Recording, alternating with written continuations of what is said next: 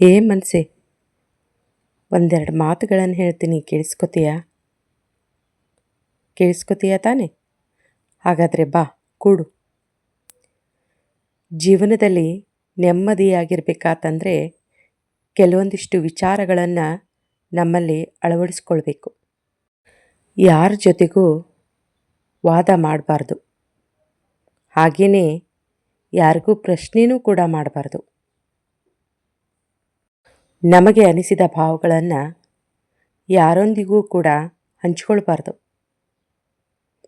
ಯಾರ ಬಗ್ಗೆನೂ ಕೂಡ ಅತಿಯಾದ ನಿರೀಕ್ಷೆ ಮತ್ತು ಅಪೇಕ್ಷೆಗಳನ್ನು ಇಟ್ಕೋಬಾರ್ದು. ಯಾರನ್ನೂ ದೂಷಿಸಬಾರ್ದು, ಜೊತೆಗೆ ಯಾರನ್ನೂ ಅತಿಯಾಗಿ ಪ್ರೀತಿಸಲೂಬಾರ್ದು. ಮಾತು ಮಿತವಾಗಿರಬೇಕು. ಪರರ ಬಗ್ಗೆ ಮಾತನಾಡಬಾರ್ದು.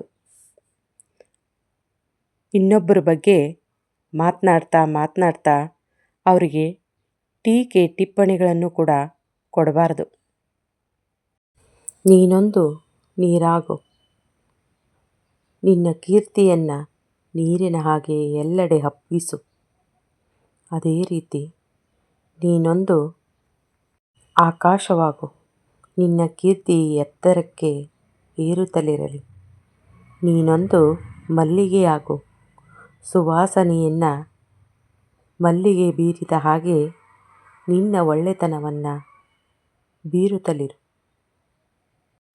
ಬೆಟ್ಟದಡಿಯ ಹುಲ್ಲಾಗು, ಸದಾ ಹಚ್ಚ ಹಸಿರಾಗಿ. ನಿನ್ನಷ್ಟಕ್ಕೆ ನಿನ್ನ ಹೆಜ್ಜೆಗಳು ಸಾಗುತ್ತಾ ಇರಲಿ.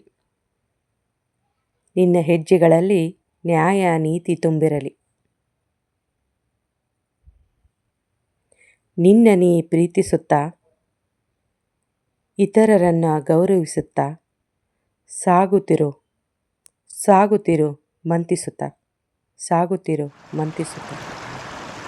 ನನ್ನ ಭಾವಗಳ ಲಹರಿ ನಿಮಗಾಗಿ.